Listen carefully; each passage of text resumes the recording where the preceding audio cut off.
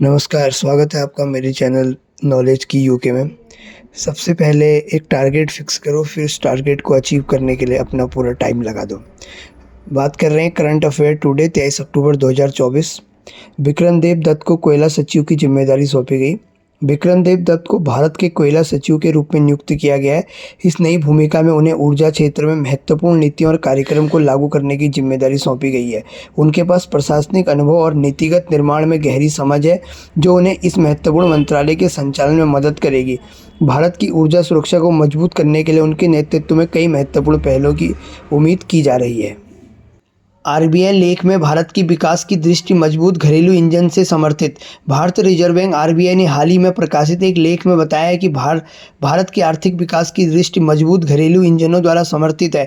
इस लेख में उल्लेख किया गया है कि कैसे भारत के घरेलू बाजार उपभोक्ताओं की मांग ने देश की आर्थिक स्थिरता को बढ़ावा दिया है। आरबीआई का मानना है कि निवेश और उपभोक्ता खर्च में वृद्धि से भारत की विकास दर को और बढ़ावा मिलेगा। इस सकारात्मक दृष्टिकोण से निवेशकों का विश्वास भी बढ़ा है, जो भारत के आर्थिक विकास के लिए महत्वपूर्ण है। COP16 कोलंबिया में शुरू, लगभग 200 देश भाग लेंगे। COP16 जलवायु परिवर्तन सम्मेलन आज कोलंबिया में शुरू हो रहा है, जिसमें लगभग 200 देशों के प्रतिनिधि भाग लेंगे। इस सम्मेलन का उद्देश्य वैश्विक तापमान वृद्धि को नियंत्रित करने के लिए ठोस नीति और उपायों पर चर्चा करना है। सम्मेलन के दौरान विभिन्न देशों के प्रतिनिधि अपने अपने अनुभव साझा करेंगे और भविष्य की जलवायु कार्रवाई के लिए सहयोग बढ़ाने पर जोर देंगे। यह सम्मेलन अंतर्राष्ट्रीय समुदाय के लिए जलवायु परिवर्तन से निपटने के लिए एक महत्वपूर्ण अवसर है। भारत की पहली क्षेत्रीय त्वरित ट्रेन नमो भारत ने 1 साल का संचालन पूरा किया है। भारत की पहली क्षेत्रीय त्वरित ट्रेन नमो भारत ने अपने 1 साल के सफल संचालन को पूरा किया है।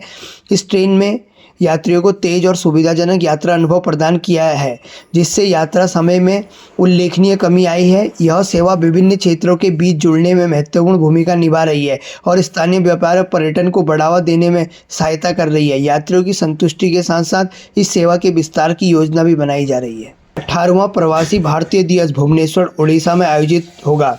18वां प्रवासी भारतीय दिवस इस बार भुवनेश्वर, उड़ीसा में आयोजित किया जाएगा। इस कार्यक्रम का उद्देश्य भारत के प्रवासी समुदाय को एक मंच प्रदान करना है, जहां वे अपनी सफलताओं को साझा कर सकें और अपने मूल देश के विकास में योगदान कर सकें। इस वर्ष के कार्यक्रम में विभिन्न विषयों पर चर्चा की जाएगी, जिसमें प्रवासी भारतीयों का विकास और उनकी भूमिका पर ध्यान केंद्रित किया जाएगा। यह कार्यक्रम प्रवासी भारतीयों के लिए एक महत्वपूर्ण अवसर है, जहाँ वे एक दूसरे से जुड़ सकते हैं। भारत चीन सीमा तनाव को कम करने के लिए समझौता हुआ। भारत और चीन ने वास्तविक नियंत्रण रेखा LAC पर तनाव को कम करने के लिए एक महत्वपूर्ण समझौता किया है। यह समझौता दोनों देशों के बीच आपसी विश्वास को बढ़ाने और सीमा पर शांति को बनाए रखने के लिए महत्वपूर्ण है। समझौते के तहत दोनों पक्षों ने अपने अपने सैनिकों की तैनाती में कमी करने का निर्णय लिया है, जिससे सीमावर्ती क्षेत्रों में तनाव में कमी आएगी। इस कदम का स्वागत किया गया है, क्योंकि इससे क्षेत्रीय स्थिरता को बढ़ावा मिलेगा।